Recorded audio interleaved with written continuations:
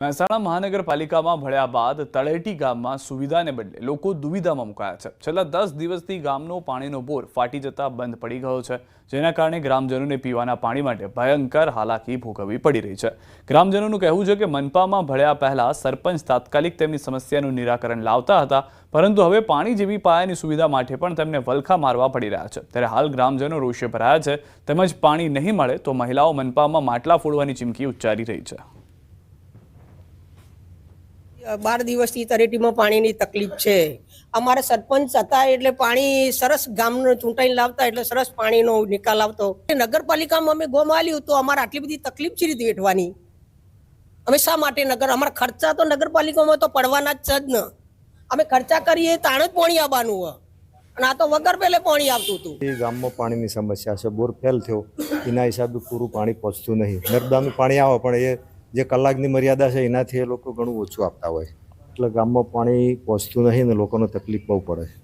તો જેમ બને એમ કોર્પોરેશન શક્ય છે આ સુવિધા કરે જલ્દી તો ગામ લોકોને જરા રાહત રહેશે, બાકી જો નહીં કરે તો આ વકરશે સમસ્યા। પાણી આવતું નથી, 10 દિવસથી અમને તકલીફ પડે છે, બોર બગડ્યો છે। મહાનગરપાલિકા એટલે સુવિધાઓનું મતલબ એ ગણાય, એની જગ્યાએ અમને સગવડની જગ્યાએ અગવડ મળે છે। અમારા ચહેરા પર સતત નિરાશા। ટેન્કર મંગાવીએ, કોઈ દિવસ પીવાનું તો 20 રૂપિયાનો કેલ્બો મંગાવીએ, 500 રૂપિયાનું ટેન્કર, જેના જોડે પૈસા હોય એ દિવસે આવે, ના આવે એ દિવસે નાયા ધોયા વગર રહેવાનું।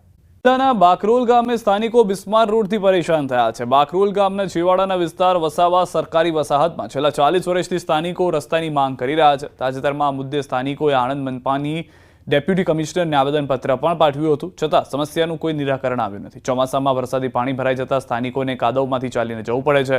મચ્છરોના ત્રાસથી સ્થાનિકો બીમાર પડી રહ્યા છે, તેમ છતાં મનપા તંત્ર ઘોર નિંદ્રામાં હોય તેવું લાગી રહ્યું છે। સ્થાનિકોએ વહેલી તકે રસ્તો બનાવી આપવા માંગ કરી। એમાં રસ્તો અમારા 40 વર્ષથી કોઈ રસ્તાની સુવિધા નથી, તથા ચોમાસામાં પાણી ભરાઈ જાય છે, છોકરા બીમાર પડી જાય છે, નાના ગૈરાઓ માણસ બીમાર પડી જાય, અમારે લઈ જવાની તકલીફ બહુ પડે છે।